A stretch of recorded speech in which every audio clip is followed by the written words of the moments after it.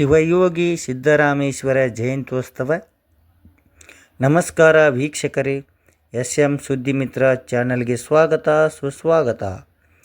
ವಿಜಯಪುರ ಜಿಲ್ಲೆಯ ಬಸವನ ಬಾಗೇವಾಡಿ ತಾಲೂಕಿನ ತಾಲೂಕಾ ದಂಡಾಧಿಕಾರಿಗಳ ಕಾರ್ಯಾಲಯದಲ್ಲಿ ಶಿವಯೋಗಿ ಸಿದ್ದರಾಮೇಶ್ವರ ಜಯಂತಿಯನ್ನು ಅವರ ಭಾವಚಿತ್ರಕ್ಕೆ ಪೂಜೆ ಸಲ್ಲಿಸುವ ಮೂಲಕ ಆಚರಿಸಲಾಯಿತು.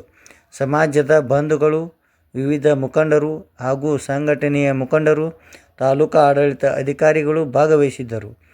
ನಿರಂತರ ಸುದ್ದಿಗಾಗಿ ವೀಕ್ಷಿಸಿ SM ಸುದ್ದಿಮಿತ್ರ. ಕರ್ಮಯೋಗಿ, ಕಾಯಕಯೋಗಿ, ಶಿವಯೋಗಿ ಸಿದ್ದರಾಮೇಶ್ವರನ ನನ್ನ ಮನದಲ್ಲಿ ನೆನೆಯುತ್ತಾ, ಶಿವಯೋಗಿ ಸಿದ್ದರಾಮೇಶ್ವರ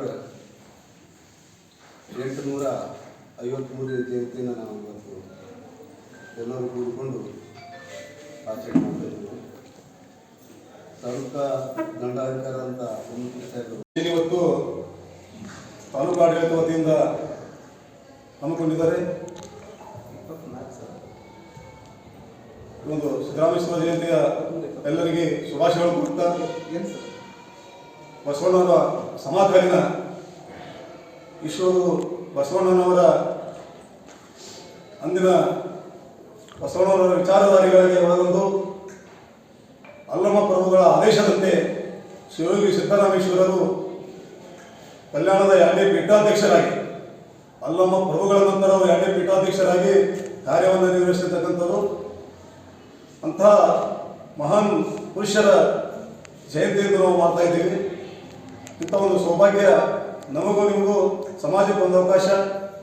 ಏನು ಮತ್ತೊಬ್ಬರ ಮನವನ್ನು ವಹಿಸಿ ಮತ್ತೊಬ್ಬರ ಮನೆಯ ಘಾತವ ಮಾಡಿ, ಗಂಗೆಯಲ್ಲಿ ಬಿಂದರೇನು ಫಲ, ಮತ್ತೊಬ್ಬರ ಮನ ನೋಯಿಸಿದವನ ಮತ್ತೊಬ್ಬರ ಮನೆಯ ಘಾತ ಮಾಡುವನ ಅಂದರೆ ಅವರನ್ನು ನಾನು ಪ್ರೀತಿ ಮಾಡ್ತೀನಿ ಅಂತ ಬಸವಣ್ಣ.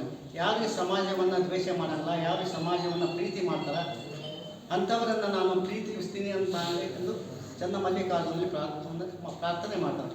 ಅಂಥ ಶಿವಯೋಗಿ ಸಿದ್ದರಾಮನವರು ನಮಗೆ ಅವರು ಶತಮಾನಗಳು ಹೋದರೂ ಕೂಡ ನಮ್ಮೊಂದಿಗೆ ಇರ್ತಾರೆ, ಅವರ ವಿಚಾರಗಳು ನಮ್ಮೊಂದಿಗೆ ಇರಬೇಕು ಅನ್ನುವಂಥ ಮಾತನ್ನು ಹೇಳಿ ಅವರ ಬದುಕಿನ ಆದರ್ಶಗಳು ನಮಗೆ ಸಾಧ್ಯವಾದಷ್ಟು ಅಂದರೆ ಮಾಡಲಿಕ್ಕಾಗಲಿಕ್ಕಿಲ್ಲ.